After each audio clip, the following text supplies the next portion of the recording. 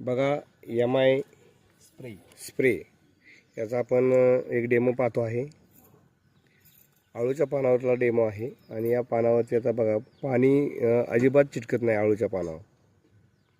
हा डेमो आपण बघतोय। याला MI स्प्रेचा एक सुईच्या टोकावर एवढा नुसतं टोका एवढा आपण त्याच्यामध्ये MI स्प्रे वापरलेला आहे आणि वापरण्याचा बेनिफिट बघा कसा होतोय।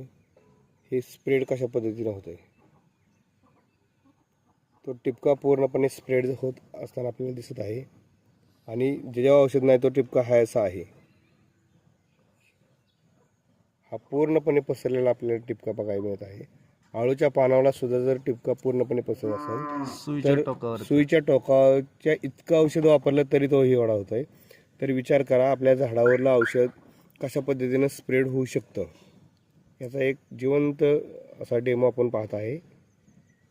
दोन्हीतला डिफरन्स जागेवर बघायला मिळत आहे की ज्याला आपण MI स्प्रे वापरलेला आहे ते पूर्णपणे पाणी पानावर पूर्ण पसरलेलं आहे आणि ज्याच्यावर नाही ते पाणी पूर्णपणे अजिबात मिक्स होत नाही। आपल्याबद्दल दिसत आहे बघा अजिबात पाणी मिक्स होत नाही आणि आपण ज्याच्यावर वापरलेलं आहे ते पूर्णपणे पाणी स्प्रेड झालेलं आपल्याला दिसत आहे। असा अतिशय सुंदर असा MI स्प्रेचा डेमो आहे आणि ते आपल्या पिकांसाठी अतिशय चांगल्या पद्धतीने काम करतं।